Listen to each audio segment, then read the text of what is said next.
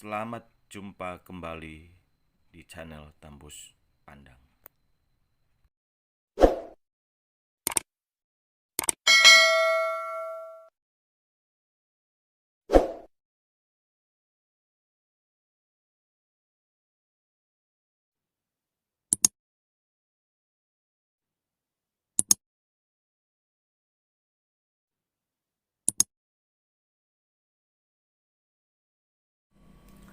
Haleluya. Puji Tuhan, kita boleh bertemu kembali dalam channel kesayangan Anda, Tembus Pandang.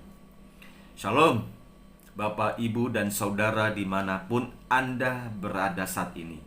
Kita bersyukur diberikan kekuatan, kesehatan, kebahagiaan, dan kesempatan boleh menyaksikan channel ini. Dan saya percaya melalui channel ini saudara diberkati. Selamat menyaksikan. Bahasan kali ini saya berikan tema jangan menyembah berhala. Kenapa saya mengangkat tema ini saudara? Kita sebagai orang percaya, kita masih sering mendengar baik pelayan hamba Tuhan, pendeta, pengerja, dan sesama umat masih ada perbedaan pandangan tentang berhala. Apa sih yang dimaksud dengan berhala? Banyak hamba Tuhan menyampaikan berhala seperti di umat perjanjian lama. Demikian juga ada hamba Tuhan lain menyatakan berhala tidak demikian lagi. Nah, sebenarnya berhala itu apa sih yang dimaksud dengan berhala, saudara? Mari kita nyimak di 1 Korintus 10 ayat 1 sampai 6. Dengan perikop Israel sebagai suatu peringatan. Aku mau supaya kamu mengetahui, saudara-saudara, bahwa nenek moyang kita semua berada di bawah perlindungan awan, dan bahwa mereka semua telah melintasi laut. Untuk menjadi pengikut Musa, mereka semua telah dibaptis dalam awan dan dalam laut. Mereka semua makan makanan rohani yang sama, dan mereka semua minum minuman rohani yang sama. Sebab mereka minum dari batu karang rohani yang mengikuti mereka, dan batu karang itu ialah Kristus. Tetapi sungguh pun demikian, Allah tidak berkenan kepada bagian yang terbesar dari mereka, karena mereka ditewaskan di padang gurun. Semuanya ini telah terjadi sebagai contoh bagi kita, untuk memperingatkan kita supaya jangan kita menginginkan hal-hal yang jahat seperti telah mereka perbuat. Saudara, sebagai orang percaya, kita, mungkin saya pribadi tidak setuju bahwa sekali selamat, kita selamat. Kalau menceritakan tentang keselamatan, di antara kita juga masih ada perbedaan. Apa itu keselamatan?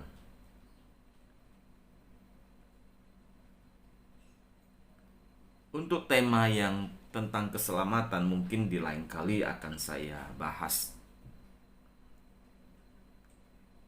Saya akan konsentrasi membahas tentang menyembah berhala. Apa yang dimaksud dengan berhala? Sebagai orang percaya, tadi saya singgung, tidak menjamin kita selamat dan masuk surga. Dikarenakan sudah dibaptis, mulut sudah mengaku Yesus sebagai Tuhan dan Juru Selamat, dan rajin ke gereja. Bila mana hidup kita tidak mencerminkan karakter Kristus, antara perkataan atau ucapan dan perilaku jauh berbeda. Tuhan Yesus sudah memberikan contoh atau teladan bagaimana orang percaya harus hidup di hadapan Tuhan Allah. Demikian pembacaan tadi, bahwa Israel sebagai suatu peringatan bagi kita yang hidup dalam anugerah, di mana bangsa Israel saat itu, saudara, dituntun keluar dari tanah Mesir.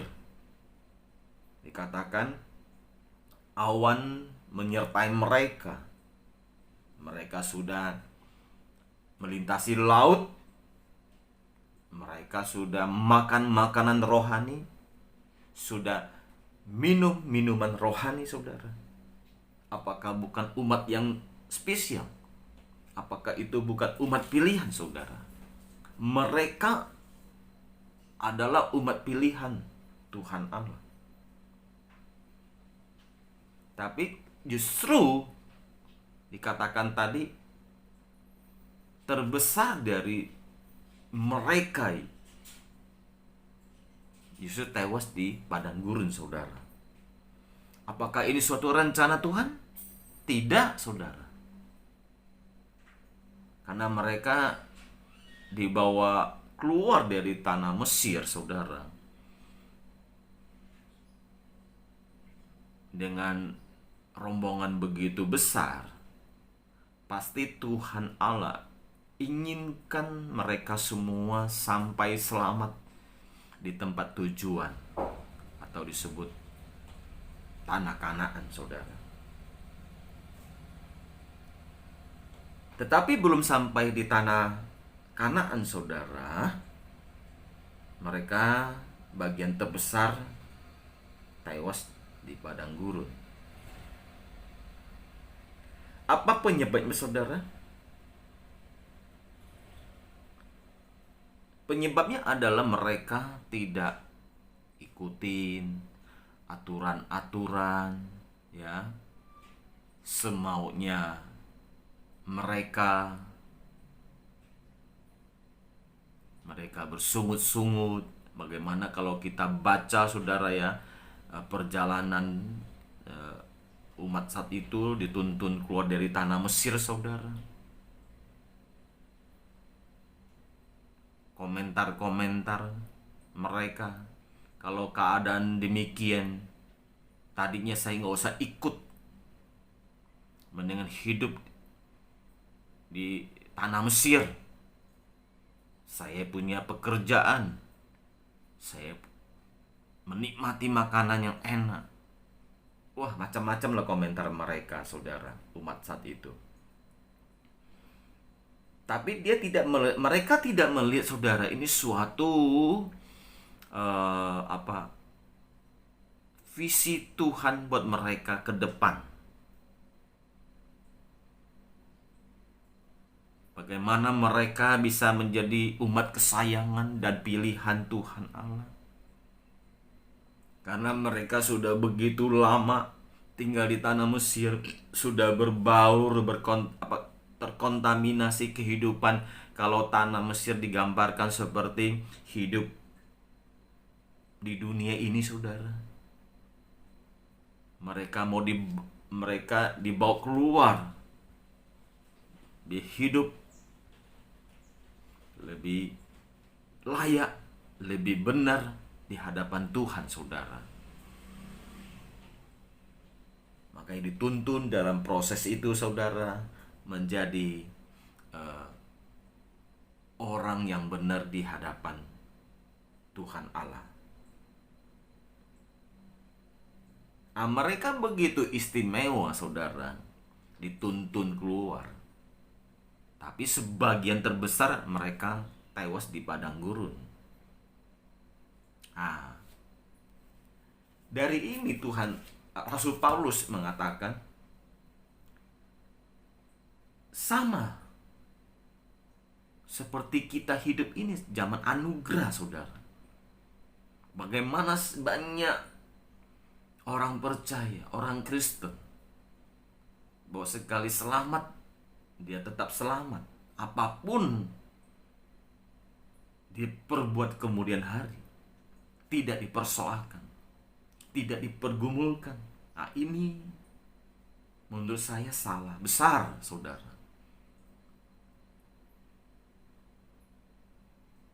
Demikian juga mereka waktu itu. Apakah bukan umat pilihan, saudara? Mereka juga umat pilihan. Kalau mereka tidak taat, bersungut-sungut, mereka tidak mau diproses, saudara, di dalam perjalanan menuju tanah Kanaan itu, saudara. Mereka tewas di padang gurun, bagian yang terbesar juga, saudara. Tetapi sungguh pun demikian, Allah tidak berkenan kepada bagian yang terbesar dari mereka, karena mereka ditewaskan di padang gurun. Ini suatu peringatan. Peringatan apa, saudara?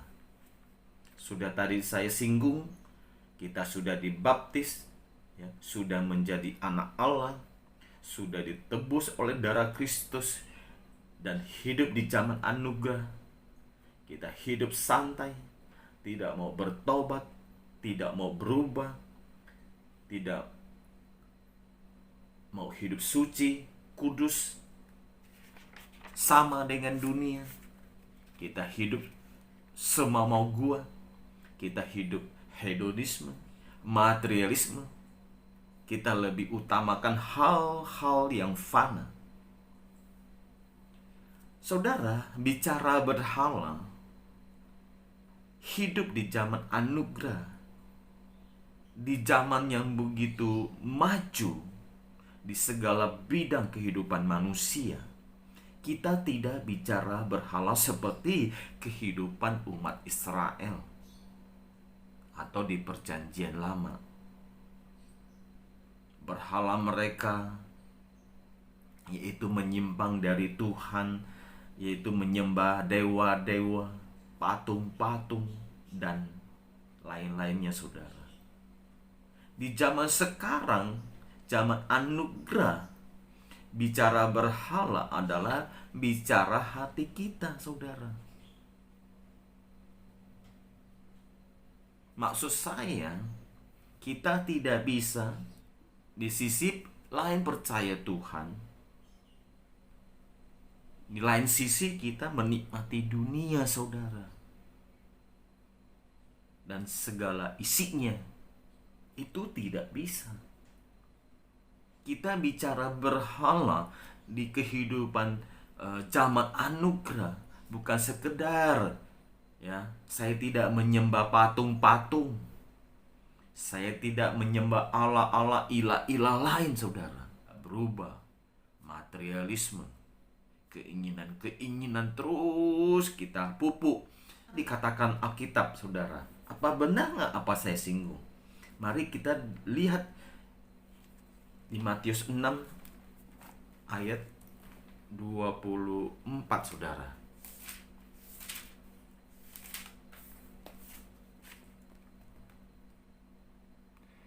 Tak seorang pun dapat mengabdi kepada dua tuan, karena jika demikian ia akan membenci yang seorang dan mengasihi yang lain, atau ia akan setia kepada yang seorang dan tidak mengindahkan yang lain.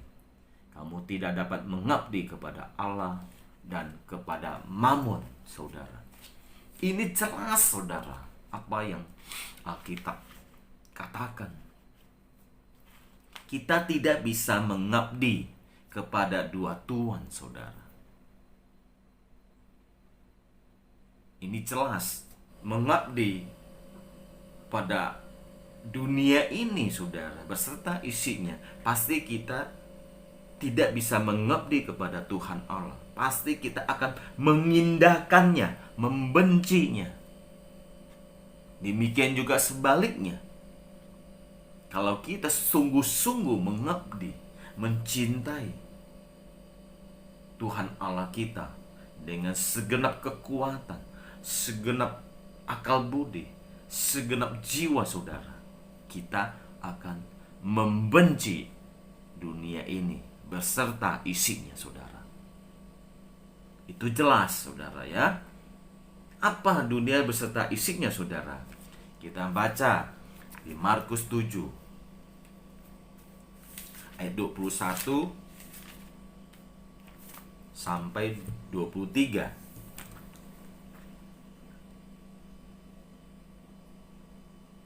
Sebab dari hati orang timbul segala pikiran jahat, percabulan, pencurian, pembunuhan, perzinahan, keserakahan, kejahatan, kelicikan, hawa nafsu, iri hati, hujat, kesombongan, kebebalan.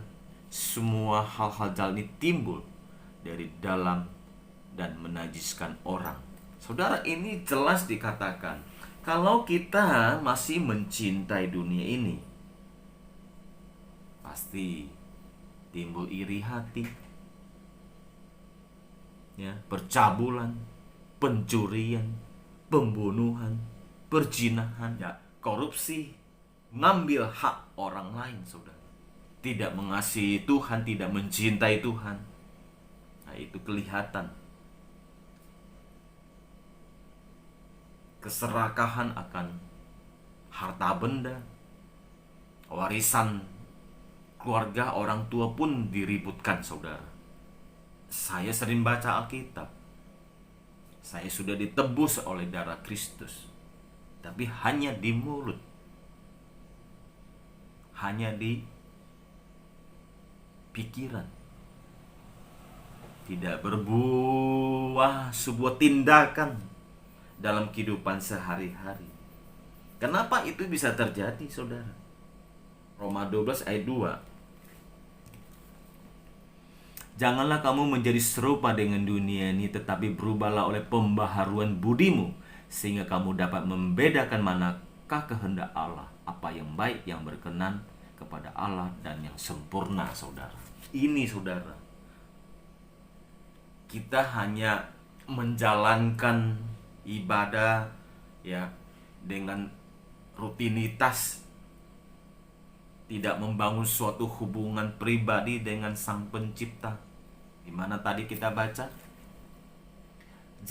janganlah kamu menjadi serupa dengan dunia ini, tapi berubah oleh pembaharuan budimu, sehingga kita dapat membedakan mana yang baik, yang berkenan, dan yang sempurna di hadapan Tuhan Allah. Kita harus membangun suatu hubungan yang intim dengan Tuhan. Kita harus merenungkan setiap firman, saudara, menghayati sampai terimplikasi dalam kehidupan kita, menjadi berkat, menjadi contoh, menjadi teladan. Ya, saudara ya, bagaimana kita bukan menjalankan ritual, seremonial, rutinitas saja sebagai orang percaya, tapi kita mau membangun suatu intiman dengan Tuhan Allah, membangun suatu hubungan pribadi dengan Allah, supaya setiap firman kita boleh menghayati, merenungkan. Terus Lukas 9 ayat 23, katanya kepada mereka semua, setiap orang yang mau mengikut aku, ia harus menyangkal dirinya, memikul salibnya setiap hari dan mengikuti aku.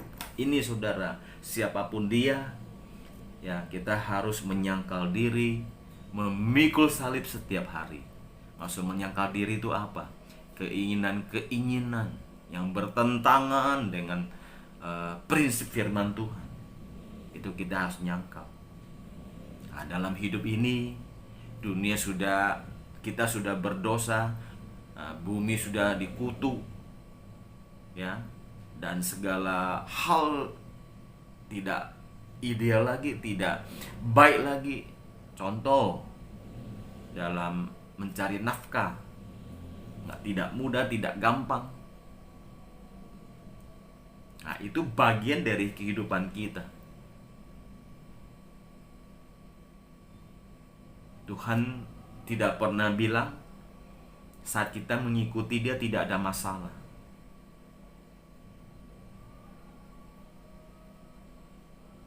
Dia tidak pernah bilang saat ikut Dia bilang kamu santai aja, nggak usah ngapa-ngapain, semua akan tercukupi. Tidak, saudara.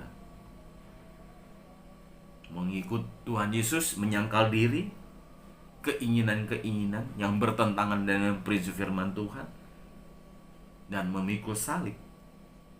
Memikul salib artinya banyak hal-hal, masalah-masalah, kadang-kadang mungkin sampai di luar kemampuan kita. Tapi kata Tuhan, ada masalah, tidak masalah, nggak masalah, saudara. Yang penting Tuhan menyertai kita. Amin, saudara. Berapa poin kesimpulan bahasan tentang berhala? Poin pertama di Matius 16 ayat 19. Di dalam anugerah kematian Tuhan Yesus dan kebangkitan, bukan berarti kita tidak berbuat apa-apa. Hanya pasrah menerima dengan ucapan dan pikiran saja. Kita harus tetap menjadi pelaku firman.